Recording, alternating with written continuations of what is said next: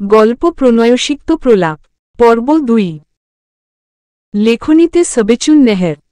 বাতাসের বেগটা কেমন জোরালোই হয়ে উঠেছে তখন। প্রতিদিনের মতো তেজি গা ঝালানো রোদ নেই। মাথার ওপর সূর্যি মামা ও তার রূপের আগুনে জ্বলাসে দিতে পারছে না। কয়েকখণ্ড মেঘের দল মুখ কালো করে আসমান জুড়ে জায়গা দখল করে রেখেছে, চারদিক হতে শো শো শব্দ ভেসে ভেসে আসছে। বৃষ্টির আগমন ঘটতে হয়তো আর বেশি দেরি নেই। তবে বলা যায় না, রং দেখলে তাকে রংধনু বলাটা নেহাত বোকামি। তেমনি বাতাস আর মেঘ দেখে বৃষ্টি হবে এই ধারণা করাটাও ভুল। রুমের ভেতরে ঝিম ধরে মূর্তির মতো বসে আছে আনহা। মোবাইল তখনও লাইনে, তিথি হ্যালো হ্যালো করে চলেছে, অথচ এর পাশ থেকে কোনো সারা শব্দই শোনা যাচ্ছে না। আনহার চোখ বেয়ে পানি পড়ছে ঠিকই, মুখে আওয়াজ নেই, যেমন পাথর হয়ে যায় মানুষ অতি কষ্টে, ঠিক তেমন। তিথি হয়তো বিরক্ত হয়ে উঠল, কল কেটে দিল। আচমকা কান্না ভেঙে এলো আনহার, সে মৃদু ফুপিয়ে উঠল, নাক টেনে কান্না করে দিল কেমন।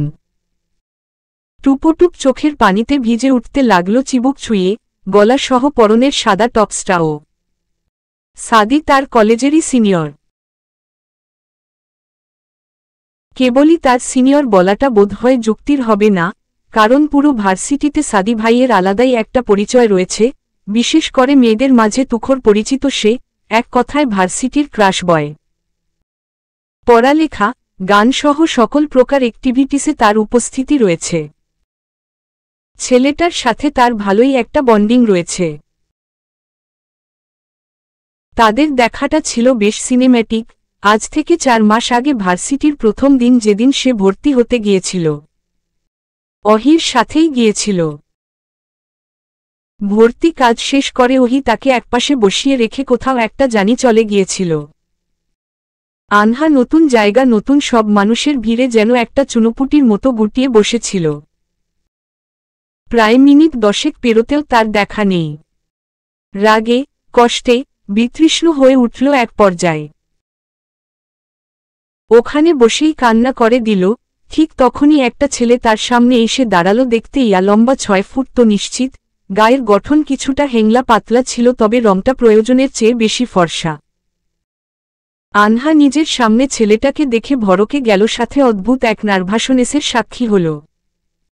সে ব্যাগ খামচে ধরে উঠে দাঁড়ালো, দেখল সে ওই ছেলের বুকের নিচে। তাকে ওই ছেলের মুখ দেখার জন্য ঘাড় উঁচিয়ে তাকাতে হচ্ছিল। ছেলেটা হেসে আনহাকে বলল, ফ্রেশার? আনহা ডান দিকে মাথা কাত করে জানালো, হ্যাঁ। তাহলে তো জুনিয়র। সে হাত বাড়িয়ে দিয়ে নিজের পরিচয় দিল। আমি সাদমান, 3rd ইয়ার। আমাকে সাদি বলে ডাকতে পারো। আনহা তাকালো হাতের দিকে, তবে সে মেলালো না নিজের হাত, বরং অস্বস্তি হল তার। মৃদু হেসে কিছু বলতে চাইল। ছেলেটা বুঝল মেয়েটা এসবে অভ্যস্ত না। সরিয়ে নিল হাত। আনহাকে স্বাভাবিক করতে বলল, তোমার নামটা কি জানতে পারি? আনহা ইমরুদ ছোট করে জবাব দিল। দু-একটা কথায় চাঞ্চল্য ভাবটা আনহার জেগে উঠল। এবার সে নিজে থেকে এটা সেটা জিজ্ঞেস করতে লাগল। এক পর্যায়ে একটা বন্ধুত্ব তৈরি হলো তাদের। আনহার মনে সাদির প্রতি ছোট্টখাটো ভালোলাগার তৈরি হয়েছিল সময়ের সাথে সাথে, তবে সে সাদির দিকটা কখনো বুঝে উঠতে পারেনি, বিদায় কখনো মনের কথা সাদিকে জানায়নি। কিন্তু আজকে হুট করে কেন হলো এমনটা? কি করে হলো? মনে প্রশ্ন জাগল তার। আচমকা মনে পড়ল ফায়াজের কথা। সে কাল বলেছিল তো সাদির কথা। সে তো লোকটার হাত থেকে বাঁচতে মিথ্যে বলেছিল। তার মানে উনি এমনটা করেছেন। তক্ষুনি ফোনটা আবার বাজল। আনহা ভাবল তিথি হয়তো, তাই চটপট করে হাতে তুলে না দেখেই কানে ঠেকাল।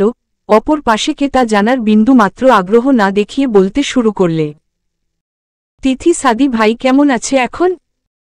কি করে হয়েছে এমনটা? কোন হসপিটালে আমাকে বল, আমি যাব, আমাকে নিয়ে চল প্লিজ। আনহা থামতে ওপাশ থেকে অত্যন্ত শীতল স্বর এলো। হুট করে অযাচিত কোনো কিছু শুনলে যেমন করে মেজাজ ধপ করে নিভে যায়, ঠিক তার উল্টো ঘটল না ফায়াজের। তার কোকর্ষ স্বর, গম্ভীর, যা ভয়ঙ্কর শোনাল আনহার। What nonsense are you talking? চট করে কান থেকে ফোন সরিয়ে নিল আনহা, সামনে আনতে দেখল আননোন নাম্বার। কণ্ঠ, সেই সম্বোধন আর কথার মাঝেকার দম্ভ দেখে আনহার বুঝতে বাকি রইল না এটা আর কেউ না, ফায়াজ শেহবাজ। ভয় পেল এক মুহূর্তের জন্য, কিন্তু পর মুহূর্তে তার চেহারার আধল তরতর করে পরিবর্তন হয়ে গেল। কান্না জড়িত কণ্ঠ, পুষে উঠল হিংস্রবাঘিনীর মতো করে বলল, আপনি করেছেন তাই না এটা? আপনি সাদি ভাইয়ের ক্ষতি করেছেন? আপনি এত খারাপ লোক আমি কখনো ভাবতে পারিনি। কেন করলেন এমনটা? ওনার কি দোষ ছিল? আপনার সমস্যা আমার সাথে যা করার আমার সাথে করতেন। ওই নিরপরাধ মানুষটাকে কেন এমন করলেন? ফায়াজ যেন সপ্তম আকাশ থেকে পড়ল। সে অবাক হয়ে প্রশ্ন করল, কি হয়েছে পাখি, কাঁদছ কেন তুমি? আনহা অবাক, সে যে বলল একটা মানুষের কথা সেদিকে খেয়াল না দিয়ে তার কান্নার দিকে খেয়াল দিচ্ছে লোকটা। আসলেই কি এই লোক স্বাভাবিক? তো হৃদয় নামক জিনিসটা তার মাঝে অবশিষ্ট আছে নাকি তাও নেই। কিরমির করল সে, নাক টেনে বলল, আমার জীবন থেকে 100 হাত দূরে থাকবেন আপনি। আপনার মতো খারাপ মানুষ আমি জীবনেও দেখিনি, আপনাকে কখনো চাই না, কখনো না, বলে ফায়াজের কল কেটে দিল সে। ফায়াজ না বুঝে ভ্রু গুটিয়ে আহম্মকের মতো করে কিছুক্ষণ তাকিয়ে রইল মোবাইলের দিকে, তারপর কি মনে করে যেন হাতের মোবাইলটা মার্বেল ফ্লোরের মাঝে ছুঁড়ে ফেলল। মুহূর্তে গ্লাস ভেঙে টুকটো হয়ে গেল। তাতে খেয়াল নেই সে নিষ্পিস করছেন কেমন, চুল খামচে ধরে এদিক সেদিকে করে অচিরেই হাত ছুড়ল কারো দিকে। তার আওয়াজে একটা লোক ভেতরে এলো। ফায়াজ যে রেগেছে এতেই যেন ভয়ে নেতিয়ে গেল লোকটা, চেহারায় স্পষ্ট প্রতিচ্ছবি ভেসে উঠল। নজর ঝুঁকিয়ে সে থেমে থেমে জানতে চাইল, ইয়েস স্যার। ফায়াজ শক্ত কণ্ঠে আদেশ দিল, একটা ছেলের ডিটেলস চাই রাইট নাও। 1 ঘন্টার ভেতর A to Z আমার সামনে চাই। লোকটা মাথা ঝাঁকালো, সে যতটা মোলায়েম গলায় বলা যায় তার থেকে ওপরে যা আছে সেভাবেই উত্তর দিল, এক্ষুনি যাচ্ছি স্যার। ফায়াজ নাম সহ আরও কিছু বলল। লোকটা বেরিয়ে গেল হুড়মুড় করে। এদিকে এই মাঝ দুপুরে খেয়ে না খেয়েই কোনো রকম তৈরি হয়ে বেরিয়েছে আনহা। বাড়িতে মিথ্যে বললেও উদ্দেশ্য হসপিটাল সাদিকে দেখতে যাওয়া। মেয়েটা অপরাধ বোধে কেমন পুড়ে ছাই হয়ে যাচ্ছে, তার জন্যই তো এমনটা হলো। সে যদি ফায়াজকে ও কথা না বলতো তবে লোকটা কি এমন করত? একটা মানুষ কি করে এতটা নির্দয় হতে পারে? এজন্যই কি বাবা কখনো বড়লোক ছেলে দেখতে পারত না আর তাদেরও এমন মানুষের থেকে 10 হাত দূরে থাকতে বলেছিল? জানা নেই তার। সে মনে মনে কত শত গালি দিয়ে দিল ফায়াজের নামে। আর ঠিক ওই সময় মোবাইলটা বাজল। রিসিভ করতে থমকালো তখন যখন শুনল আবার সেই স্বর, গা শিউরে ওঠার মতো গর্জানো কণ্ঠ, কোথায় তুমি? আনহা ডর ভয় কোথায় পালালো কে জানে। সেও ঠিক একই রকম গর্জন তুলে বলল, সেটা আপনাকে বলার প্রয়োজন মনে করছি না অন্তত। আপনার কারণে সাদি ভাই হসপিটালে ভর্তি, আপনার কি মায়াদয়া হচ্ছে না একটুও? কেমন পাষাণ হৃদয় আপনার! আমাকে যদি আর কল দিয়েছেন আপনি। ফারাজ অত্যন্ত শান্ত রইল, সে নরম গলায় বলল, আমি কিছু করিনি পাখি, তুমি ওখানে যেও না, আমার একটুও সহ্য হবে না বিষয়টা, বাড়ি ফিরে যাও। অবাধ্যতা করো না, তবে বিপদ বাড়বে।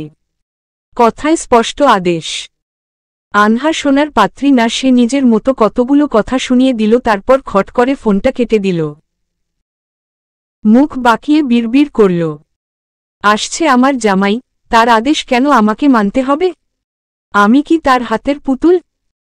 আনহা নিজের রাজ্যের মালকিন। সামনে থেকে দেখা পেল রাহা আর মালিহার, তারা এদিকে এগিয়ে আসছে। ফোনটা আবার বেজে উঠল বিরক্ত হয়ে, শব্দ তুলে খট করে সুইচ অফ করে ব্যাগে রেখে দিল এবার। তারপর তিনজন একসাথে হয়ে রিকশা ধরল। হেঁটে যাওয়া সম্ভব, কিন্তু এই ঠিক দুপুরে ওই এনার্জি কারো শরীরে নেই, তাই রিকশা নিয়ে নিল। 10 মিনিটের পথ, পৌঁছে নামতে তিথির দেখা পেল, সে আগে থেকেই এসে দাঁড়িয়ে আনহাদের দেখে এগিয়ে এলো। তিথিকে দেখে অস্থির হয়ে উঠল। আনহা বলল, সাদি ভাই কেমন আছে এখন? ভালো, বেশি ব্যথা পায়নি, টুকটাক কেটেছিল আর মাথাটা একটু আঘাত খেয়েছে। এখন জ্ঞান ফিরেছে। চল ভেতরে যাই। সকলে এগিয়ে গেল।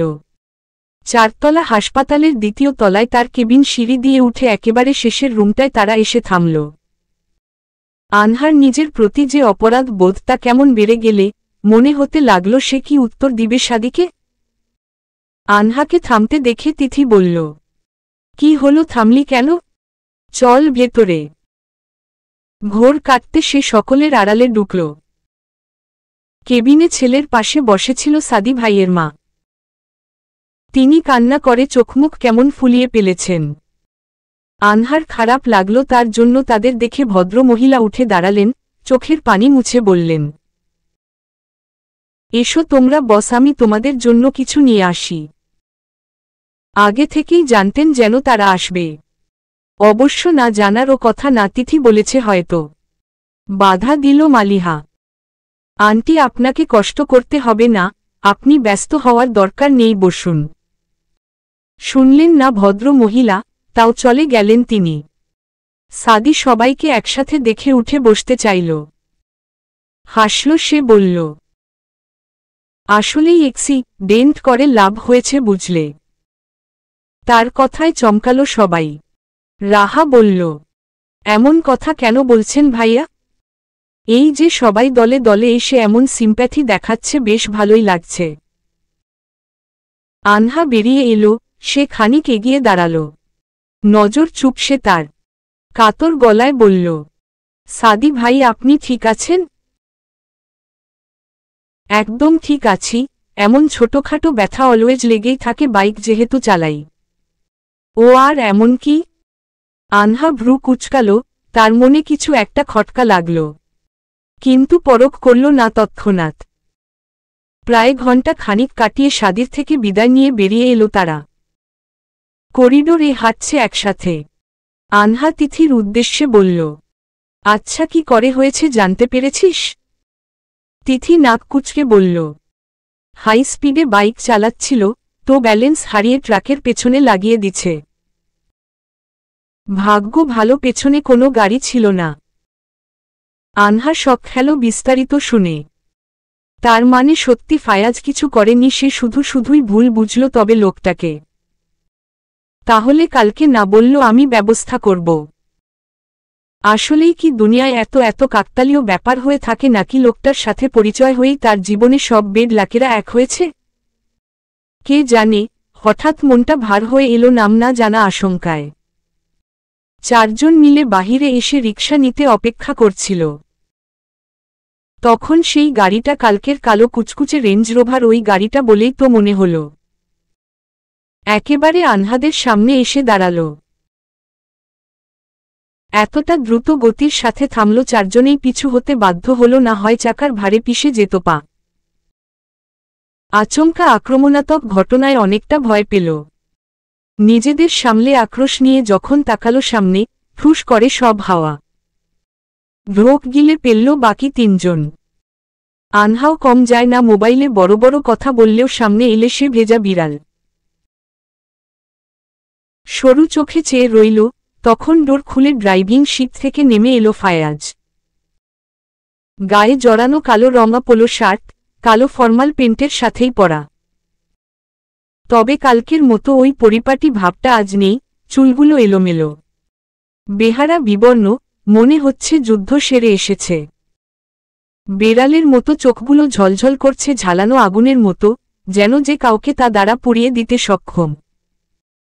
আনহা 2 হাতে ধরল রাহা আর মালিহার হাত, ভয় তাড়ানোর বৃথা চেষ্টা। সে যতই মুখে সাহসী হোক, কিন্তু এত বড় একটা লোকের কাছে সে তো পিপিলিকার সমতুল্য। তার মতো 100টা আনহাকে সে একবারেই থিপিস করে গেলে ফেলতে পারবে। ফায়াজ এপাশে এসে দাঁড়ালো গাড়িতে হেলান দিয়ে, বুকে হাত আড়াআড়ি ভাঁজ। তারপর তাকালো আনহার 2 হাতের দিকে। এই নজর চেনা রাহার, সে চট করে বুঝে গেল ইশারা। ঢোক গিলল শুষ্ক, এক প্রকার জোর করে ছাড়িয়ে নিল। মালিহারটাও নিজ দায়িত্বে সরিয়ে আনহার থেকে এক হাত দূরে গিয়ে দাঁড়াল। মেরুদণ্ড সোজা হল আনহার, সে প্রস্তুত লড়াই করতে। তবে এই লোকের ভাবভঙ্গি না বুঝাটা মুশকিল হয়ে উঠল। মনে ভয় লুকিয়ে চোখে আত্মবিশ্বাসী রেখে বলল, এভাবে দাঁড়িয়েছেন কেন? কি চান আবার? ফায়াজ সহজ গলায় সাবলীল উত্তর করল তৎক্ষণাৎ, যা উত্তর কম আদেশ শোনাল বেশি। Get in. আমি যাব না, সহজ আর কাঠোকাঠ জবাব আনহার। পলক ফেলবার সুযোগ বোধহয় পেল না আনহা, কথাটা বলে সবেই শ্বাসটা বাহিরের দিকে ছেড়েছিল। ফায়াজ গাড়ির ডোর খুলল, হঠাৎ সিংহের থাবার মতো করে ধরল আনহার হাত, আর এক প্রকার ছুঁড়ে ফেলল গাড়ির ভেতরে। হকচকিয়ে উঠল আনহা, ভয়ে পিছু হল বাকিরাও। আনহা সোজা হয়ে উঠতে উঠতে নিজের জায়গায় গিয়ে বসল। ফায়াজও। আমাকে তুলেছেন কেন? কি চাইছেন কি আপনি? আজীব লোক তো। ফায়াজ আচমকা আনহার দু হাত জড়ো করে ওপরের দিকে তুলে সিটের সাথে চেপে ধরল। হিংস্র দেখাল তার মুখভঙ্গি, তার বাচনভঙ্গিমা। অজস্র ক্রোধ ঢেলে দিল মনে হল আনহার। সে হাত ছাড়াতে মোচড়া মুচড়ি শুরু করল, কিন্তু ফায়াজের চ্যাপ্টা হাতের তালুতে বন্দি তার কাঠির মতো দুটো হাত কিচ্ছু না। নিষেধ করেছিলাম তো আসতে, তাও কেন এসেছ এখানে? আনহা ভয়ে চোখ বন্ধ করে পেলেছে খিচে, বুকের স্পন্দন সে তো ওই মুহূর্তে রোধ হয়েছে, জমে এসেছে হিম হয়ে বরফের মতো। উত্তর করতে পারল না তৎক্ষণাৎ, সময় নিল একটু, তারপর ধিমি স্বরে বলল, আমি সাদি ভাইকে দেখতে এসেছি। ছাড়ুন আমাকে প্লিজ, লাগছে। ফায়াজের বাঁধন আরও শক্ত হল ছাড়ার পরিবর্তে, মাথায় রক্ত চড়ে এলো, কেমন উন্মাদের মতো করছে সে। নিঃশ্বাসের তাপ অত্যাধিক উষ্ণ আনহা টের পেল যখন তা তার মুখে উপচে পড়ল। হিসুহিস শব্দ হচ্ছে অনবরত, এতেই যেন ভয় আরও মাথা ছাড়া দিল। সে নিজেই শ্বাস ফেলতে ভুলে গিয়েছে যেন। আচমকাই কান্না করে দিল মেয়েটা। নাক টেনে টেনে উঠল দু তিনবার। ফায়াজ এবার নরম হল বলে মনে হল, হাতটা খানিক হালকা করল। রাগের পরিমাণ কমেছে নাকি আঁচো করা না গেলেও সে চোখ বন্ধ করে নিল, খুলল 2 মিনিট পর। আনহা কাঁদছে তখনও। আমাকে বাধ্য করো না পাখি, আমি রেগে গেল বনের হিংস্র ক্ষুধার্ত বাঘের চেয়েও হিংস্র হয়ে উঠতে পারি। আমি না করেছি মানে সেটা আর কখনো হবে না। ওই ছেলের নাম আর কখনো আমার সামনে নিবে না, আর না ভাববে তাহলে খুঁজে পাবে না দাফন করার জন্য। তুমি কি চাও তার বিধবা মা স্বামী যাওয়ার 3 মাসের মাথায় ছেলে হারা হয়ে পড়ুক? আতকে উঠল আনহা। উনি সাদি ভাইয়ের ব্যাপারেও সব খবর নিয়ে ফেলেছেন? কি করে জানলেন এত কিছু? সে ঠোঁট কামড়ে মাথা নাড়ালো। সব শুনবে, সব কথা শুনবে। হাত ছাড়া পেতেই তার সামনে এনে দেখল রক্ত জমে কালো হয়ে উঠেছে সেই জায়গা। ফায়াজ পেছনে থেকে একটা পানির বোতল টেনে নিয়ে তা এক ঢোকেই সাবার করে ফেলল। তারপর শান্ত গলায় আনহার হাতটা নিজের কাছে টেনে নিয়ে বলল, ব্যথা লেগেছে বেশি? বিভ্রান্তের ন্যায় বোকা বনে তাকালো আনহা। তার ব্যথা গায়েব হয়ে গেল লোকটার ডং দেখে। নিজেই তো ব্যথা দিল, আবার ডং করে জিজ্ঞেস করছে ব্যথা পেয়েছে নাকি? এটা কি মেরে কাটা গায়ে ঔষধ ভেবে নুন ছেটানোর মতো হয়ে গেল না? এ কি আসলেই মানুষ নাকি এলিয়েন? নিজ হাতে কোথায় ঠেলে দিল নিজের পুরো জীবন, ধ্বংসের দ্বারপ্রান্তে এসে দাঁড়াল। ইয়া মাবুদ, রক্ষা কর তুমি। ফায়াজ আলতো ঠোঁট ছুঁয়ে দিল হাতের সেই অংশে। তারপর মাথা তুলে হিসহিস করে বলল, এই ব্যথা তোমাকে মনে করিয়ে দিবে পরবর্তীতে এমন ভুল না করার। বাড়ি ফিরতে ফিরতে প্রায় বিকেল গড়িয়ে গোধূলির শেষ প্রান্তে এসে থামল সময়ে। আজ ভালোই বকুনি খেতে হবে, তাতে কোনো সন্দেহ নেই। মাকে না বলেই বড় মার সাহায্যে চুরি করে বেরিয়েছিল, সেভাবেই ঢুকতে হবে। পরিকল্পনা মতো গেট পার করে আনহা ঢুকল বাড়িতে, তবে থমকে দাঁড়াল এক মুহূর্তের জন্য। সদর দরজার কাছটায় বেশ কয়েক জড়ো জুতা। তার বাবা কিংবা বড় বাবার নয় তা বুঝাই যাচ্ছে, তাহলে কার? মেহমান এলো নাকি বাড়িতে কে জানে। আনহা চুপি চুপি এসে উকি দিল দরজায়। সোফার সাইডটা দরজার বাম পাশে হওয়ায় কিছুই দেখা যাচ্ছে না। তার ওপর হাইটটাও একটু বেশি ছোট, পায়ে ভর দিয়েও দেখছে না। বিদ্বিষ্ট হল, হাল ছেড়ে ধীর পায়ে প্রবেশ করল ভেতরে। অমনি মায়ের রাগী কণ্ঠস্বর কানে এলো। কোথায় গিয়েছিলিস সারা দুপুর অবধি? এক কথায় জমে তুষার আনহা। মাঝে মাঝে যখন রেগে যায় মাকে সে জমের মতো ভয় পায়, না পাওয়ারও কারণ নেই। ভীষণ রাগী আর একরোখা মানুষ তিনি, ছোট থেকে কথায় কথায় ধমকের ওপর রেখেছে। উঠতে বসতে বকাবকি মারামারি ভালো লাগে না তার আর। সে বিরক্ত হলেও প্রকাশ করল না, বরং শান্ত রইল। এখন কথা বললেই দিবে মাইর। রাহেলা এগিয়ে এসে থামালেন ঝামেলা শুরুর আগেই। বললেন, মেহমানদের দেখিয়ে এইসব করার এখন দরকার নেই, মেয়েকে শাসন করার সময় অনেক আছে। তারপর তিনি আনহাকে উদ্দেশ্য করে বললেন, যা আনহা, গোসল করে একটু তৈরি হয়ে আয়।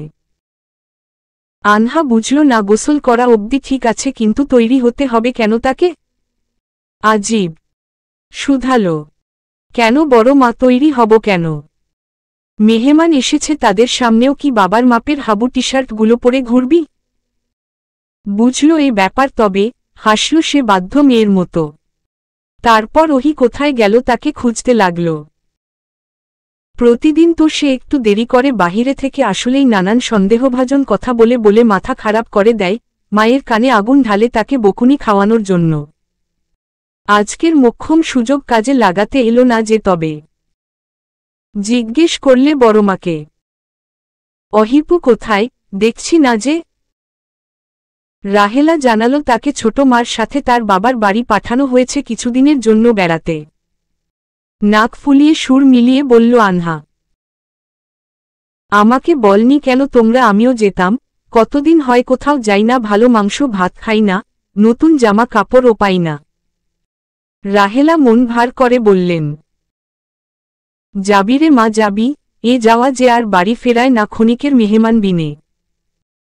আনহা গভীর কথার সারমর্ম বুঝে না, তাই আর ঘাটালো না। সে ঠিক আছে বলে মাথা ঝাঁকিয়ে দৌড়ে চলে গেল নিজের ঘরে।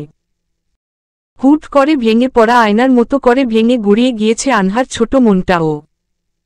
কাঁদছে সে, সবার চোখের আড়ালে পিটপিট করে। তার জীবনটা কেন হুট করে এমন বাজে সব পরিস্থিতির সম্মুখীন করছে তাকে বারবার? একটা ভুলই কি তার পুরো জীবনটা ভুলের জোয়ারে ভাসিয়ে তুলছে? সোফায় বসে আছে সে, মাথা ঝুঁকিয়ে একদম খাদে নামিয়েছে। আর তার দিকে কেমন চাতক পাখির মতো করে তাকিয়ে আছে দু তিনজন লোক, যেন মেয়েলোক জীবনে দেখেনি। এই তো তখন ঘরে গিয়ে ঠান্ডা পানিতে গোসলটা সেরে বাহিরে আসতে দেখল বিছানার ওপর রাখা একটা থ্রি পিস সেট। সাধারণত তার থ্রি পিস পরা হয় না বললেই চলে। সে খুবই আনকমফোর্টেবল ফিল করে থ্রি পিসে। বাড়িতে থাকতে বাবার, না হয় রাফির অথবা অহির জামা কাপড়গুলোই পরা হয়, আর কোথাও গেলে টপস পরে থাকে। নেহাত আজকে বড় মায়ের আদেশে সে এই সুতির থ্রি পিস পরে নিয়েছে। তারপর আয়নায় দাঁড়িয়ে নিজের ভেজা কোমরের নিচ অবধি চুলগুলোতে চিরুনির আলতো ছোঁয়া দিয়ে সামনের দিকে একটা স্টার ক্লিপ লাগিয়ে নিয়েছে। এই তো হালকা পরিপাটি হয়ে বেরিয়ে এসেছে বাহিরে। মেহমানরা তখনও বসে। আনহা বের হতে রাহেলা কেমন হুটোপুটি করেই এলেন বলে মনে হলো তার কাছে। তিনি মায়া কণ্ঠে বললেন, এখন খাবি? খিদে বেশি পেয়েছে নাকি আরেকটু অপেক্ষা করতে পারবি? আনহা বুঝল না তার কথার অর্থ, অবাক হল খানিক। অনিশ্চিত কণ্ঠে শুধাল, কেন বড় মা, কিছু করতে হবে? রাহেলা মাথা ঝাঁকালেন, বলতে গিয়ে যেন গলা ধরে আসছে তার। ঢোক গিললেন একটু করে, জিভে ঠোঁট ভিজিয়ে বললেন, হ্যাঁ একটু। শোন না, বড়মার একটা অনুরোধ রাখবি? বড়মার সাথে মেহমানদের সামনে গিয়ে সালাম দিয়ে একটু খানি বসবি কেমন? আনহার ভ্রু কুঞ্চন করে বিস্ময় নিয়ে তাকালো, মুখ ফাঁকা হয়ে এলো। ভাবুক কণ্ঠে বলল, কেন এরা কে? আমি তো চিনিও না, কেন বসব তাদের সামনে? আমি বাবু যেতে পারবো না কোথাও। সরি, আমি ভাত খাবো বলে চলে যেতে নিল। আশফাক সৌদাগর উঠে এলেন। ঠোঁটে হাসি থাকলেও তাতে শঙ্কা জড়ানো, ভীত নজর তার। গম্ভীর কণ্ঠে বললেন তিনি, আনহা এসো আমার সাথে, বেশি না 5 মিনিট বসলে হবে। তারপর চলে যেও। আনহা কিছু একটা ধরে পেলল চট করে। বুঝে গেল এরা এমনি এমনি আসেনি, বরং অন্য মতলবে এসেছে। আর মতলবটা যে সুবিধের না তাও বুঝে গিয়েছে। সে অবাধ্যতা করল, রাগ দেখিয়ে বলল, আমি যাব না। তোমরা কি করতে চাইছো সবাই আমাকে দিয়ে? আমি খুব ভালো করেই বুঝতে পেরেছি। আশফাক রাগলেন না, বরং নরম কণ্ঠে বললেন, কথা বাড়িও না, এসো, আমরা এটা তোমার ভালোর জন্যই করছি। ওনারা চলে গেলে তোমাকে সব বুঝিয়ে বলবো। এখন অন্তত আমাদের মান রক্ষার্থে হলেও একটু দেখা দাও, বড়বাবার অনুরোধ তোমার কাছে। আনহার বুক ধক করে উঠল বড়বাবার এহেন ব্যবহার আর আকুতি স্বরে। সে বিভ্রমে পড়ল, কান্না ভেঙে এলো চোখে। এসব কি হচ্ছে তার সাথে? কেন হচ্ছে এসব? কি করবে সে বড়বাবার এই অনুরোধ? এমনভাবে বললেন আনহা চেয়েও কেন যেন না করতে পারছে না। সে চুপ, মুখে টু শব্দ নেই, মাথা ঝুঁকিয়ে রেখেছে। আশফাক স্ত্রীকে তাড়া দিয়ে বললেন, ওকে নিয়ে এসো, বলে চলে গেলেন। রাহেলা আনহার ওড়নাটা নিয়ে মাথায় চাপিয়ে দিল সুন্দর করে। তারপর স্নেহময় নরম গলায় বলল, ভয় পাস না, আমি আছি কেমন। ওনারা কিছু জিজ্ঞেস করলে সুন্দর করে উত্তর দিবি। চল এখন। প্রায় মিনিট 5 মতো বসে আছে আনহা তাদের সম্মুখে। একবারও চোখ তুলেনি, দেখার চেষ্টাও করেনি একবার কে এলো কারা এলো। তাকে একটা প্রশ্ন করা হলে সে উত্তর দিচ্ছে। পাশে তার মা দাঁড়িয়ে, অন্য পাশে বড় মা। মা টুকটাক বলে চলেছে এটা সেটা তাদের সাথে।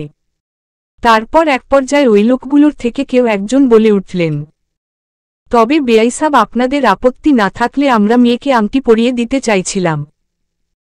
আশিক সৌদাগর হাসলেন রম্যস্বরে, ওই লোকটার দিকে হাত বাড়িয়ে করমর্দন করতে করতে বললেন, অবশ্যই অবশ্যই, আমাদের আপত্তি থাকার প্রশ্ন যে উঠছে না।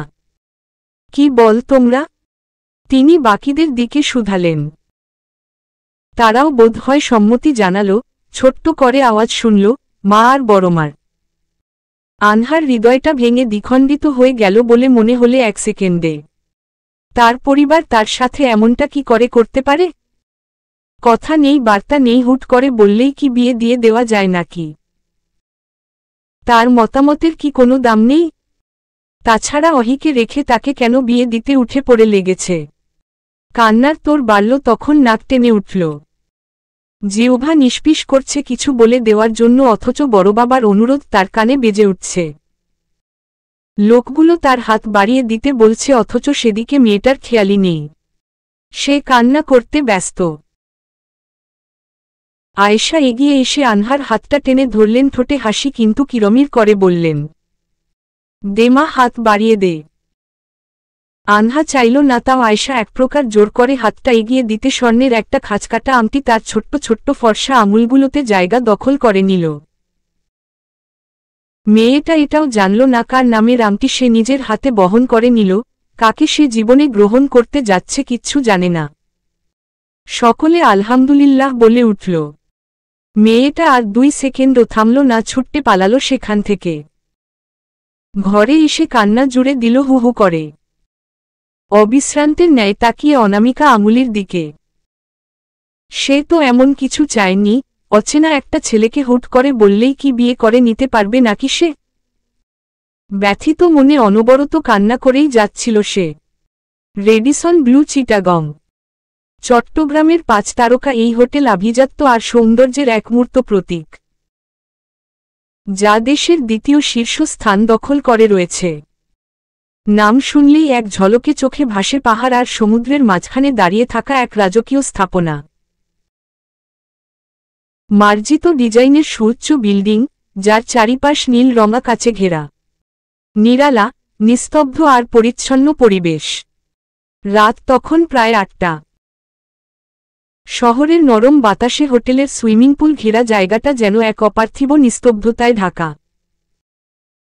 আলো আধারির খেলায় ঝলমল করছে চারপাশ।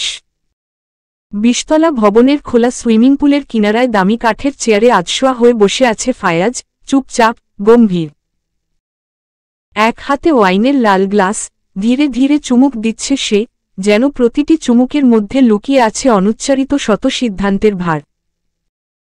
তার চোখের দৃষ্টি পুলের জল পেরিয়ে চলে গেছে দূরের আলোকসজ্জায়, শহরের কোলাহল থেকে অনেক দূরে এক রাজপুরুষের নির্জন শ্বাসের মতো। আশপাশে দেশি বিদেশি মানুষের ভিড়ও কম জমে না এই রাতের বেলাতেও। ঠিক তখনই তার ফোনটা টুং করে উঠল। ফায়াজের চোখ গেল সেদিকে, স্ক্রিনে ঝলমলিয়ে উঠল অয়ন লেখা একটা নাম্বার। ঠোঁটে এক পলকের জন্য অনভিপ্রেত বিরক্তির ছায়া দেখা মিলল ফায়াজের। সে করে শ্বাসটা ছেড়ে হাতে তুলে নিল মোবাইল। কল রিসিভ করতেই ওপাশ থেকে ভেসে এলো এক টেনে টেনে বলা কণ্ঠ। ভাই, তুই যে একজন ব্যবসায়ী সে কথা ভুলে টুলে যাসনি তো বাই চান্স?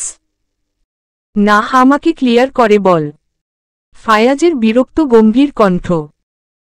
কি সমস্যা সেটা বল, ননসেন্স না বকে। ওপাশ থেকে আবার শব্দ এলো, গলায় রাগের প্রতিচ্ছবি ফুটানোর বৃথা চেষ্টা মনে হল। বলল, তুই কি জানিস না তোর জন্য 2-3টা মিটিং ঝুলিয়ে রেখেছি। আজ 2 দিন হয়ে গেল, সেই যে গেলি, ফেরার নাম নেই তা মানলাম, কিন্তু একটা যে কল করা দরকার সেটাও ভুলে গিয়েছিস। মানলাম তোর অনেক টাকা, এরকম কোটি টাকার 2-একটা ডিল হাত ছাড়া হলে তোর কিচ্ছু যায় আসবে না, কিন্তু বলে থামল সে। লম্বা একটা আহত নিঃশ্বাস ফুস করে ছেড়ে আবার বলল, কিন্তু এই অসহায় ভাইটার কথা তো একবার ভাবতে পারতিস। আমাকে কি মিস করছিস না রে ভাই? শেষের বাক্যটুকুতে অভিমানের ছোঁয়া। ফায়াজ তার অভিযোগে কেমন পাত্তাই দিল না, বরং অবহেলার স্বরে বলল, আর কিছু বলার থাকলে বল, না হয় ফোন রাখো ইডিয়ট। তুই আশিক হয়ে গেলি নাকি রে ভাই?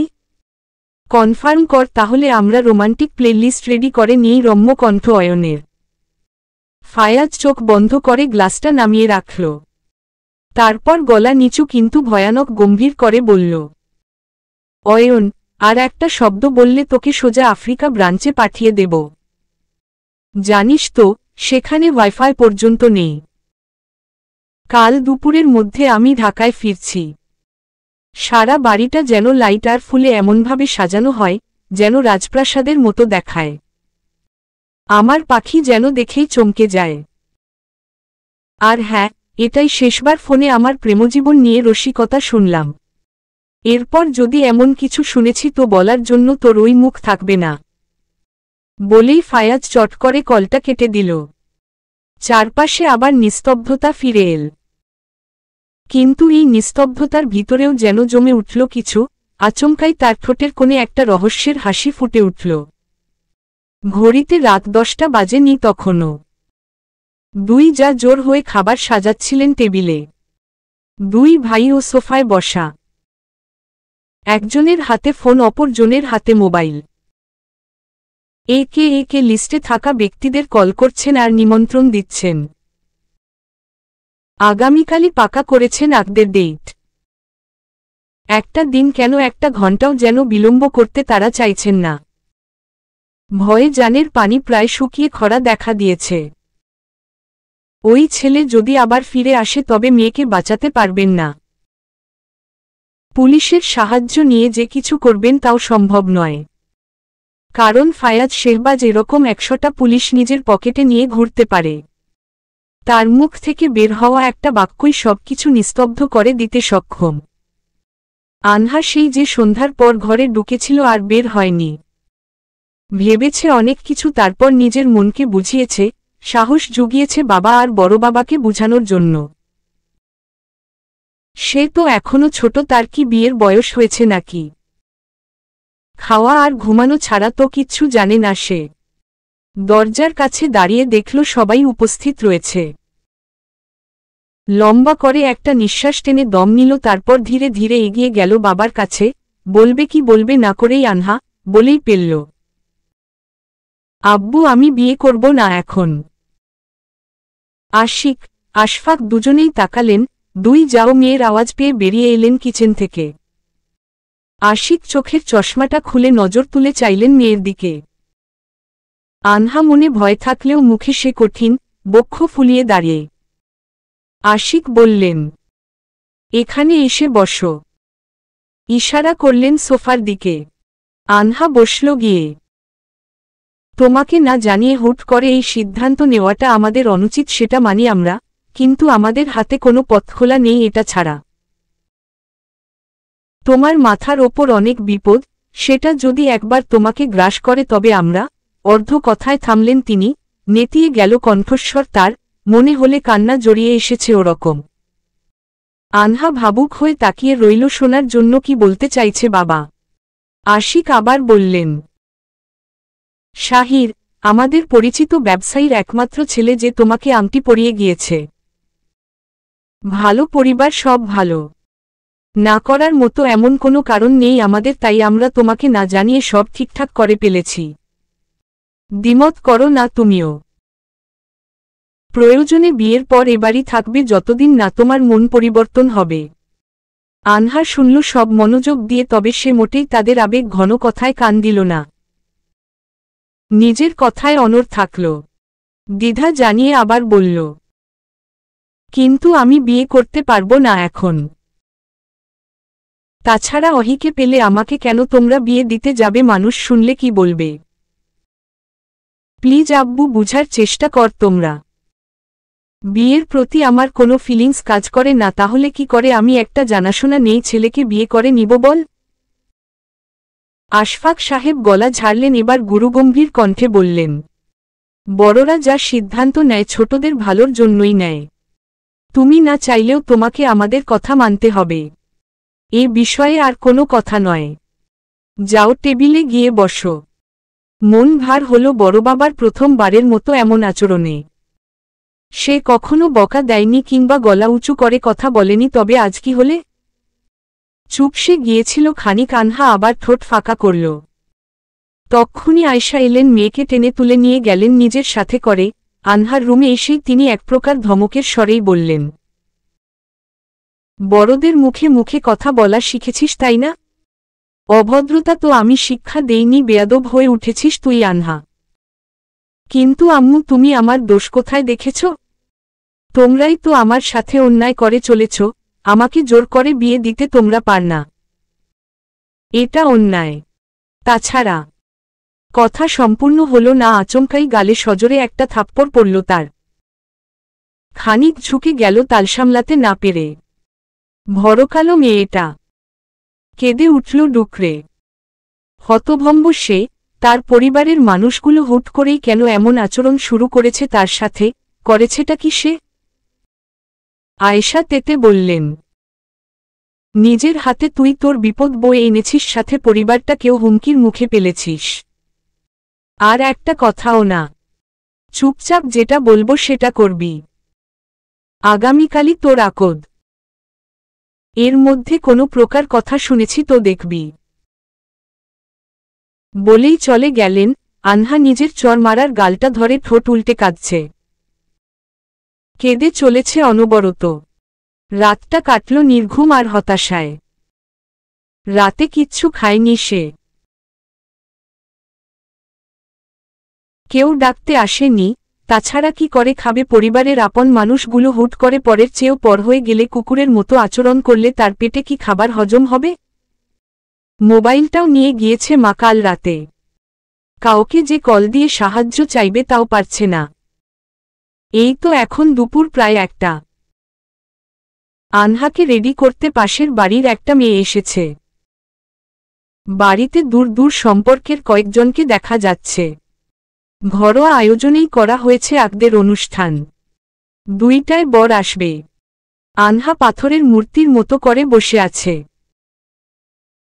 সে যে কেঁদেও কুল পাবে না আর, তা বুঝে গিয়েছে তার হাতে এখন পরিবারের বলির পাঠা হওয়া ছাড়া আর কোনো রাস্তা নেই। তাই একদম কাঠের মতো হয়ে উঠেছে। রাহেলা 2-3 বার এসে ঘুরে গেলেন মেয়েটাকে যদি একটু কিছু খাওয়াতে পারেন, অথচ সে নাচর বান্দা, খাবে না তো খাবে না। হাল ছাড়লেন। যাকে বললেন বুঝালেন মেয়েটাকে একটু সেদে আসতে, খাবার সেও একরোখা যাবে না। মেয়ের জন্য আজ তাদের এই দিন এত ভয়। সময় গড়িয়ে যখন পড়ল প্রায় ৩টার ঘরে, আনহাকে নিয়ে যাওয়ার তাড়া দিল বাহিরে। কাজী এসে বসে আছে, বড় এসে গিয়েছে সেই কবে। দুপুরের খাবার দাবার সেরেই বিয়ে পোড়ানোর কাজ শুরু করা হয়েছে। মেয়েটার পরনে টকটকা লাল খয়েরি মিশেলে একটা বেনারসি শাড়ি, মুখে হালকা প্রসাধনের ছোঁয়া। এটুকুতেই বিয়ের সাজে তাকে পুতুলের মতো লাগছে। ফর্সা দুগাল কান্নার সাথে মেকআপের ভারে আরও লাল হয়ে উঠেছে। তাকে যখন বাহিরে আনা হলো দেখল একটা ছেলে সাদা পাঞ্জাবি পরে বসে আছে। বুঝে নিল ওটাই তবে তার বর হতে চলেছে। ছেলেটা সুদর্শন, দেখতে ভালো, টাকা পয়সারও কমতি নেই, তাও কেন সে মানতে পারছে না, ফিল করতে পারছে না এই বিয়ে। কান্নায় আবার দুচোখ ভিজে এলো আনহার। পালাতে চাইল এই বাড়ি ছেড়ে, সবকিছু ছেড়ে, কিন্তু আনহাকে এনে বসানো হলো সোফায়, ওই ছেলেটার পাশে। তারপর কাজী বিয়ের কাজ শুরু করলেন। ছেলেটাকে কবুল বলতে বলা হতেই সে কেমন সময় নষ্ট না করেই কবুল বলে ফেলল, সাইনটাও করে ফেলল অপকটে। বিয়ের যেন তার বড্ড তাড়া। সকলে একযোগে বলে উঠল আলহামদুলিল্লাহ। এরপর বলা হলো আনহাকে বলার জন্য। সে চুপ, কাঁদছে, পিটপিট করে, মন ভার কেমন আনচান করছে অজানা এক অনুভবে। সে খুব করে চাইছে এই পরিস্থিতি থেকে কেউ যদি তাকে রক্ষা করত। কাজী তারা দিল আনহাকে চুপ দেখে। বল মা, কবুল ব। কথা শেষ হল না। আচমকা ভয়ঙ্কর এক শব্দে কেঁপে উঠল বসার ঘরে উপস্থিত সকলে। নিস্তব্ধ হয়ে পড়ল আশপাশ। ভয়ে আতকে উঠল আনহাও, নজর তুলে তাকালো সেদিকে।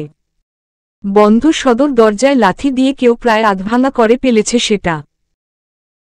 দরজাটা পুরোপুরি খুলতে সামনে প্রদর্শন হল শুটে বুটে আবৃত বেশ কয়েকটা লোক। ঘাবড়ে গেলেন আশফাক আর আশিক সৌদাগর। চোখে মুখে ভয়েরা হানা দিল, ঘেমে উঠেছেন মুহূর্তে। বিস্মিত উপস্থিতি, কি হচ্ছে তারা কিছু বুঝতে পারছে না। কপালে ভাঁজ এক একটার, বসা থেকে উঠে দাঁড়িয়ে পড়েছে সবাই। অচিরে ওই লোকগুলোর পেছনে হতে বেরিয়ে এলো গমগমে এক শীতল কণ্ঠস্বর, যা জমিয়ে দিল আনহার শিরা উপশিরা, ছলাৎ করে উঠল হৃৎপিণ্ড। বজ্রাপাতের ন্যায় চমকে তুললেন দুই ভাইয়ের প্রতিক্রিয়ায়। ওয়েলকাম করবেন না শ্বশুর মশাই? হুট করে ভেঙে পড়া আয়নার মতো করে ভেঙে গুড়িয়ে গিয়েছে আনহার ছোট মনটাও। কাঁদছে সে সবার চোখের আড়ালে, পিটপিট করে। তার জীবনটা কেন হুট করে এমন বাজে সব পরিস্থিতির সম্মুখীন করছে তাকে বারবার? একটা ভুলই কি তার পুরো জীবনটা ভুলের জোয়ারে ভাসিয়ে তুলছে? সোফায় বসে আছে সে, মাথা ঝুঁকিয়ে একদম খাদে নামিয়েছে। আর তার দিকে কেমন চাতক পাখির মতো করে তাকিয়ে আছে দু তিনজন লোক, যেন মেয়েলোক জীবনে দেখেনি। এই তো তখন ঘরে গিয়ে ঠান্ডা পানিতে গোসলটা সেরে বাহিরে আসতে দেখল বিছানার ওপর রাখা একটা 3 পিস সেট। সাধারণত তার 3 পিস পরা হয় না বললেই চলে। সে খুবই আনকমফোর্টেবল ফিল করে 3 পিসে। বাড়িতে থাকতে বাবার, না হয় রাফির অথবা অহির জামা কাপড়গুলোই পরা হয়। আর কোথাও গেলে টপস পরে থাকে। নেহাত আজকে বড় মায়ের আদেশে সে এই সুতির 3 পিস পরে নিয়েছে। তারপর আয়নায় দাঁড়িয়ে নিজের ভেজা কোমরের নিচ অবধি চুলগুলোতে চিরুনির আলতো ছোঁয়া দিয়ে সামনের দিকে একটা স্টার ক্লিপ লাগিয়ে নিয়েছে। এই তো হালকা পরিপাটি হয়ে বেরিয়ে এসেছে বাহিরে। মেহমানরা তখনও বসে। আনহা বের হতে রাহেলা কেমন হুটোপুটি করেই এলেন বলে মনে হলো তার কাছে। তিনি মায়া কণ্ঠে বললেন, এখন খাবি? খিদে বেশি পেয়েছে নাকি আরেকটু অপেক্ষা করতে পারবি? আনহা বুঝল না তার কথার অর্থ, অবাক হল খানিক। অনিশ্চিত কণ্ঠে শুধাল, কেন বড় মা, কিছু করতে হবে? রাহেলা মাথা ঝাঁকালেন, বলতে গিয়ে যেন গলা ধরে আসছে তার। ঢোক গিললেন একটু করে, জিভে ঠোঁট ভিজিয়ে বললেন, হ্যাঁ একটু। শোন না, বড়মার একটা অনুরোধ রাখবি? বড়মার সাথে মেহমানদের সামনে গিয়ে সালাম দিয়ে একটুখানি বসবি কেমন? আনহার ভ্রু কুঞ্চন করে বিস্ময় নিয়ে তাকালো, মুখ ফাঁকা হয়ে এলো। ভাবুক কণ্ঠে বলল, কেন এরা কে? আমি তো চিনিও না, কেন বসবো তাদের সামনে? আমি বাবু, যেতে পারবো না কোথাও। সরি, আমি ভাত খাবো বলে চলে যেতে নিল। আশফাক সৌদাগর উঠে এলেন। ঠোঁটে হাসি থাকলেও তাতে শঙ্কা জড়ানো, ভীত নজর তার গম্ভীর কণ্ঠে বললেন তিনি। আনহা, এসো আমার সাথে, বেশি না 5 মিনিট বসলে হবে, তারপর চলে যেও। আনহা কিছু একটা ধরে ফেলল চট করে। বুঝে গেল এরা এমনি এমনি আসেনি, বরং অন্য মতলবে এসেছে। আর মতলবটা যে সুবিধের না তাও বুঝে গিয়েছে। সে অবাধ্যতা করল, রাগ দেখিয়ে বলল, আমি যাব না। তোমরা কি করতে চাইছো সবাই আমাকে দিয়ে? আমি খুব ভালো করেই বুঝতে পেরেছি। আশফাক রাগলেন না, বরং নরম কণ্ঠে বললেন, কথা বাড়িও না, এসো, আমরা এটা তোমার ভালোর জন্যই করছি। ওনারা চলে গেলে তোমাকে সব বুঝিয়ে বলবো। এখন অন্তত আমাদের মান রক্ষার্থে হলেও একটু দেখা দাও, বড়বাবার অনুরোধ তোমার কাছে। আনহার বুক ধক করে উঠল বড়বাবার এহেন ব্যবহার আর আকুতি স্বরে।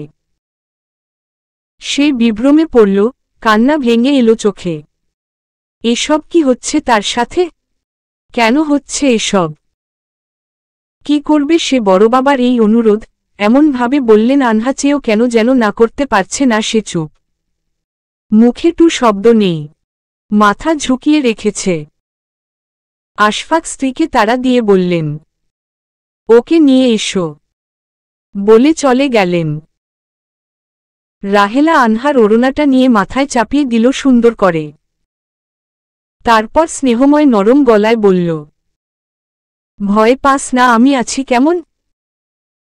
ওনারা কিছু জিজ্ঞেস করলে সুন্দর করে উত্তর দিবি। চল এখন।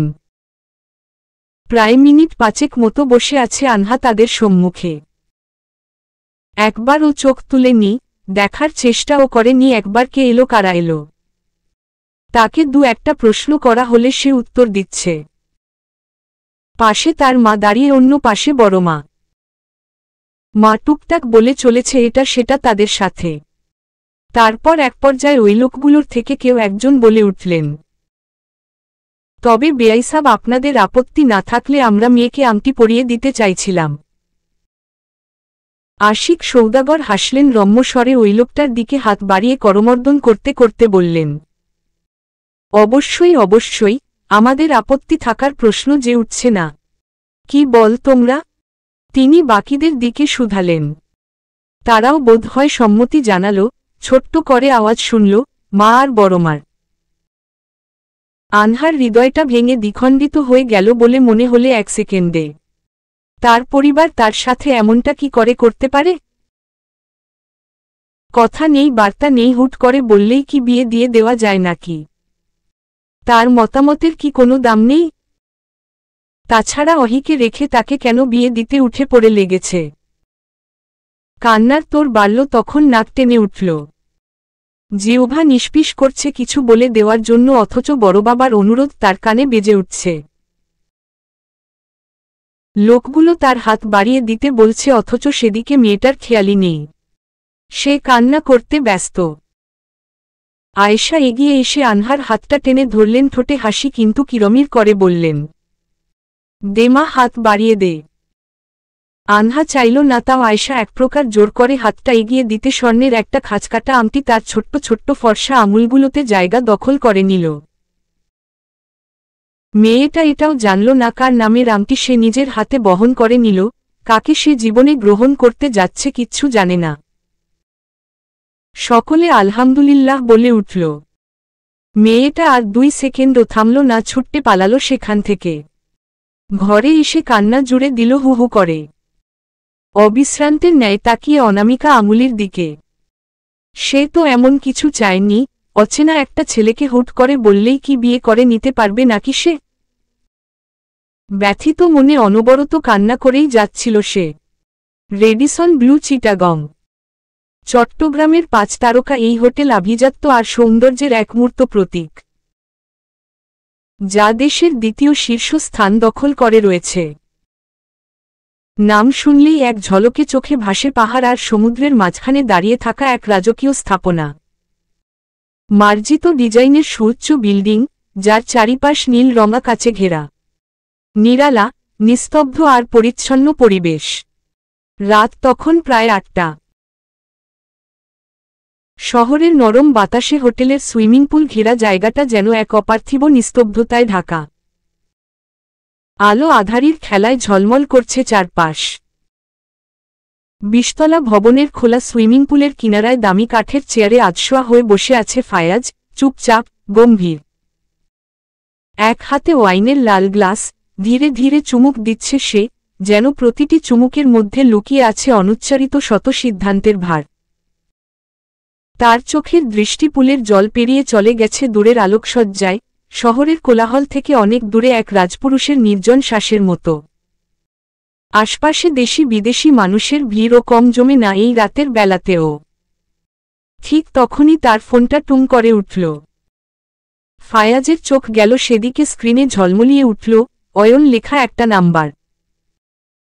ঠোঁটে এক পলকের জন্য অনভিপ্রেত বিরক্তির ছায়া দেখা মিলল ফায়াজের।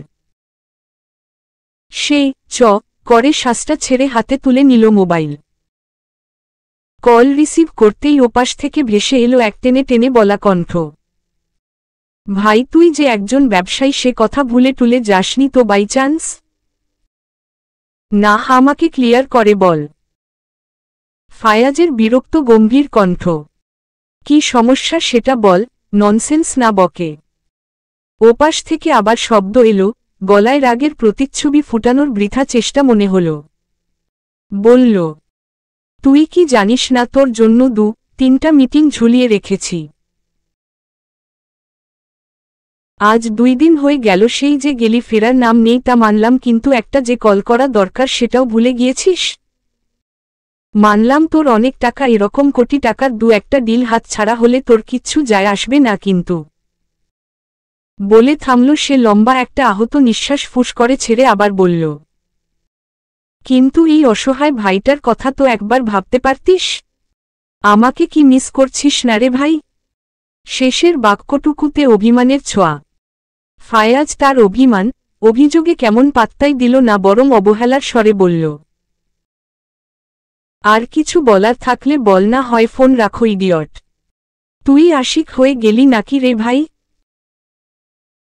কনফার্ম কর তাহলে, আমরা রোমান্টিক প্লেলিস্ট রেডি করে নিয়েই। রম্য কণ্ঠ অয়নের। ফায়াজ চোখ বন্ধ করে গ্লাসটা নামিয়ে রাখল। তারপর গলা নিচু কিন্তু ভয়ানক গম্ভীর করে বলল, অয়ন, আর একটা শব্দ বললে তোকে সোজা আফ্রিকা ব্রাঞ্চে পাঠিয়ে দেব। জানিস তো, সেখানে ওয়াইফাই পর্যন্ত নেই। কাল দুপুরের মধ্যে আমি ঢাকায় ফিরছি। সারা বাড়িটা যেন লাইট আর ফুলে এমনভাবে সাজানো হয়, যেন রাজপ্রাসাদের মতো দেখায়। আমার পাখি যেন দেখেই চমকে যায়। আর হ্যাঁ, এটাই শেষবার ফোনে আমার প্রেমজীবন নিয়ে রসিকতা শুনলাম।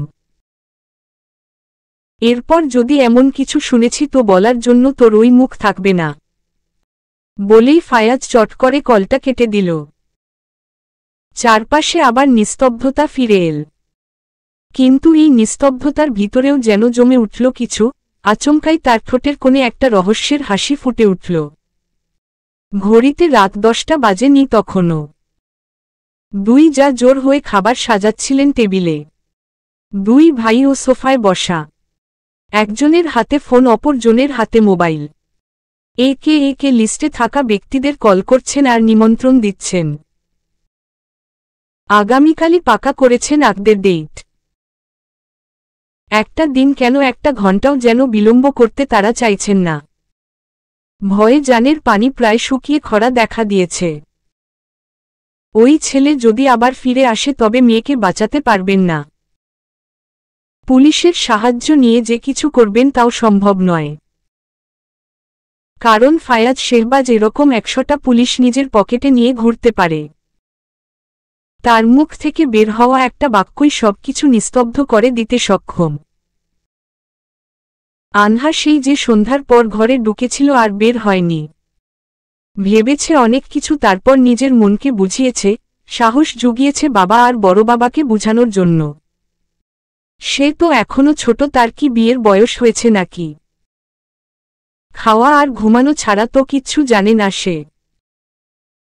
দরজার কাছে দাঁড়িয়ে দেখল সবাই উপস্থিত রয়েছে। লম্বা করে একটা নিঃশ্বাস টেনে দম নিল, তারপর ধীরে ধীরে এগিয়ে গেল বাবার কাছে। বলবে কি বলবে না করেই আনহা বলেই ফেলল, আব্বু আমি বিয়ে করব না এখন। আশিক, আশফাক দুজনেই তাকালেন। দুই যাও মেয়ের আওয়াজ পেয়ে বেরিয়ে এলেন কিচেন থেকে। আশিক চোখের চশমাটা খুলে নজর তুলে চাইলেন মেয়ের দিকে। আনহা মনে ভয় থাকলেও মুখে সে কঠিন, বক্ষ ফুলিয়ে দাঁড়িয়ে। আশিক বললেন, এখানে এসে বসো। ইশারা করলেন সোফার দিকে। আনহা বসল গিয়ে। তোমাকে না জানিয়ে হুট করে এই সিদ্ধান্ত নেওয়াটা আমাদের অনুচিত, সেটা মানি আমরা, কিন্তু আমাদের হাতে কোনো পথ খোলা নেই এটা ছাড়া।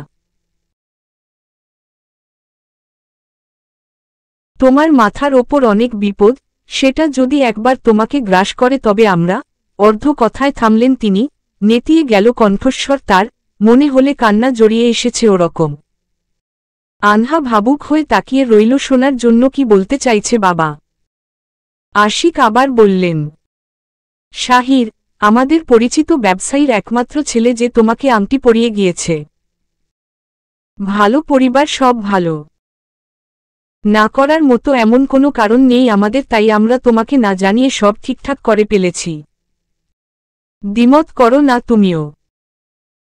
প্রয়োজনে বিয়ের পর এবারই থাকবে যতদিন না তোমার মন পরিবর্তন হবে।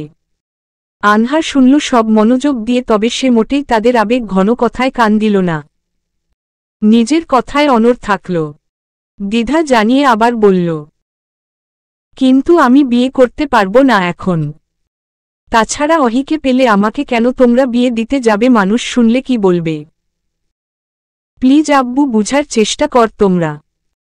বিয়ের প্রতি আমার কোনো ফিলিংস কাজ করে না, তাহলে কি করে আমি একটা জানাশোনা নেই ছেলেকে বিয়ে করে নিব বল। আশফাক সাহেব গলা ঝাড়লেন, এবার গুরুগম্ভীর কণ্ঠে বললেন, বড়রা যা সিদ্ধান্ত নেয় ছোটদের ভালোর জন্যই নেয়। তুমি না চাইলেও তোমাকে আমাদের কথা মানতে হবে। এ বিষয়ে আর কোনো কথা নয়। যাও টেবিলে গিয়ে বসো। মন ভার হল বড়বাবার প্রথমবারের মতো এমন আচরণে। সে কখনো বকা দেয়নি কিংবা গলা উঁচু করে কথা বলেনি, তবে আজ কি হলে। চুপসে গিয়েছিল খানিক। আনহা আবার ঠোঁট ফাঁকা করল। তক্ষুনি আয়শা এলেন, মেয়েকে টেনে তুলে নিয়ে গেলেন নিজের সাথে করে। আনহার রুমে এসেই তিনি এক প্রকার ধমকের স্বরেই বললেন, বড়দের মুখে মুখে কথা বলা শিখেছিস তাই না? অভদ্রতা তো আমি শিক্ষা দেইনি, বেয়াদব হয়ে উঠেছিস তুই আনহা। কিন্তু আম্মু, তুমি আমার দোষ কোথায় দেখেছ? তোমরাই তো আমার সাথে অন্যায় করে চলেছ। আমাকে জোর করে বিয়ে দিতে তোমরা পার না। এটা অন্যায়। তাছাড়া। কথা সম্পূর্ণ হল না, আচমকাই গালে সজোরে একটা থাপ্পড় পড়ল তার। খানিক ঝুঁকে গেল তাল সামলাতে না পেরে। ভরকালো মেয়েটা। কেঁদে উঠল ডুকরে। হতভম্ব সে। তার পরিবারের মানুষগুলো হুট করেই কেন এমন আচরণ শুরু করেছে তার সাথে, করেছেটা কি সে? আয়েশা তেতে বললেন, নিজের হাতে তুই তোর বিপদ বয়ে এনেছিস, সাথে পরিবারটাকেও হুমকির মুখে ফেলেছিস। আর একটা কথাও না। চুপচাপ যেটা বলবো সেটা করবি। আগামীকালই তোর আকদ। এর মধ্যে কোনো প্রকার কথা শুনেছি তো দেখবি। বলেই চলে গেলেন। আনহা নিজের চর মারার গালটা ধরে ঠোঁট উল্টে কাঁদছে। কেঁদে চলেছে অনবরত। রাতটা কাটল নির্ঘুম আর হতাশায়। রাতে কিচ্ছু খায়নি সে। কেউ ডাকতে আসেনি। তাছাড়া কি করে খাবে? পরিবারের আপন মানুষগুলো হুট করে পরের চেয়েও পর হয়ে গেলে, কুকুরের মতো আচরণ করলে তার পেটে কি খাবার হজম হবে? মোবাইলটাও নিয়ে গিয়েছে মা কাল রাতে। কাউকে যে কল দিয়ে সাহায্য চাইবে তাও পারছে না। এই তো এখন দুপুর প্রায় 1টা। আনহাকে রেডি করতে পাশের বাড়ির একটা মেয়ে এসেছে। বাড়িতে দূর দূর সম্পর্কের কয়েকজনকে দেখা যাচ্ছে। ঘরোয়া আয়োজনেই করা হয়েছে আকদের অনুষ্ঠান। 2টায় বর আসবে। আনহা পাথরের মূর্তির মতো করে বসে আছে। সে যে কেঁদেও কুল পাবে না, আর তা বুঝে গিয়েছে তার হাতে এখন পরিবারের বলির পাঠা হওয়া ছাড়া আর কোনো রাস্তা নেই। তাই একদম কাঠের মতো হয়ে উঠেছে। রাহেলা 2-3 বার এসে ঘুরে গেলেন মেয়েটাকে যদি একটু কিছু খাওয়াতে পারেন, অথচ সে নাচর বান্দা খাবে না তো খাবে না। হাল ছাড়লেন। যাকে বললেন বুঝালেন মেয়েটাকে একটু সেদে আসতে, খাবার সেও একরোখা যাবে না। মেয়ের জন্য আজ তাদের এই দিন এত ভয়। সময় গড়িয়ে যখন পড়ল প্রায় 3টার ঘরে, আনহাকে নিয়ে যাওয়ার তাড়া দিল বাহিরে। কাজী এসে বসে আছে, বড় এসে গিয়েছে সেই কবে। দুপুরের খাবার দাবার সেরেই বিয়ে পোড়ানোর কাজ শুরু করা হয়েছে। মেয়েটার পরনে টকটকা লাল খয়েরি মিশিলে একটা বেনারসি শাড়ি, মুখে হালকা প্রসাধনীর ছোঁয়া। এটুকুতেই বিয়ের সাজে তাকে পুতুলের মতো লাগছে। ফর্সা দুগাল কান্নার সাথে মেকআপের ভারে আরও লাল হয়ে উঠেছে। তাকে যখন বাহিরে আনা হলো দেখল একটা ছেলে সাদা পাঞ্জাবি পরে বসে আছে। বুঝে নিল ওটাই তবে তার বর হতে চলেছে। ছেলেটা সুদর্শন, দেখতে ভালো, টাকা পয়সারও কমতি নেই, তাও কেন সে মানতে পারছে না, ফিল করতে পারছে না এই বিয়ে। কান্নায় আবার দুচোখ ভিজে এলো আনহার। পালাতে চাইল এই বাড়ি ছেড়ে, সবকিছু ছেড়ে, কিন্তু আনহাকে এনে বসানো হলো সোফায়, ওই ছেলেটার পাশে। তারপর কাজী বিয়ের কাজ শুরু করলেন। ছেলেটাকে কবুল বলতে বলা হতেই সে কেমন সময় নষ্ট না করেই কবুল বলে ফেলল, সাইনটাও করে ফেলল অপকটে। বিয়ের যেন তার বড্ড তাড়া। সকলে একযোগে বলে উঠল আলহামদুলিল্লাহ। এরপর বলা হলো আনহাকে বলার জন্য। সে চুপ, কাঁদছে, পিটপিট করে, মন ভার কেমন আনচান করছে অজানা এক অনুভবে। সে খুব করে চাইছে এই পরিস্থিতি থেকে কেউ যদি তাকে রক্ষা করত। কাজী তারা দিল আনহাকে চুপ দেখে। বল মা, কবুল ব।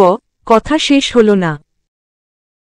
আচমকা ভয়ঙ্কর এক শব্দে কেঁপে উঠল বসার ঘরে উপস্থিত সকলে। নিস্তব্ধ হয়ে পড়ল আশপাশ। ভয়ে আতকে উঠল আনহাও, নজর তুলে তাকালো সেদিকে। বন্ধ সদর দরজায় লাথি দিয়ে কেউ প্রায় আধভাঙা করে ফেলেছে সেটা। দরজাটা পুরোপুরি খুলতে সামনে প্রদর্শন হল শুটে বুটে আবৃত বেশ কয়েকটা লোক। ঘাবড়ে গেলেন আশফাক আর আশিক সৌদাগর। চোখে মুখে ভয়েরা হানা দিল, ঘেমে উঠেছেন মুহূর্তে। বিস্মিত উপস্থিতি, কি হচ্ছে তারা কিছু বুঝতে পারছে না। কপালে ভাঁজ এক একটার, বসা থেকে উঠে দাঁড়িয়ে পড়েছে সবাই। অচিরে ওই লোকগুলোর পেছনে হতে বেরিয়ে এলো গমগমে এক শীতল কণ্ঠস্বর, যা জমিয়ে দিল আনহার শিরা উপশিরা, ছলাৎ করে উঠল হৃৎপিণ্ড। বজ্রাপাতের ন্যায় চমকে তুললেন দুই ভাইয়ের প্রতিক্রিয়ায়। ওয়েলকাম করবেন না শ্বশুর মশাই? চলবে।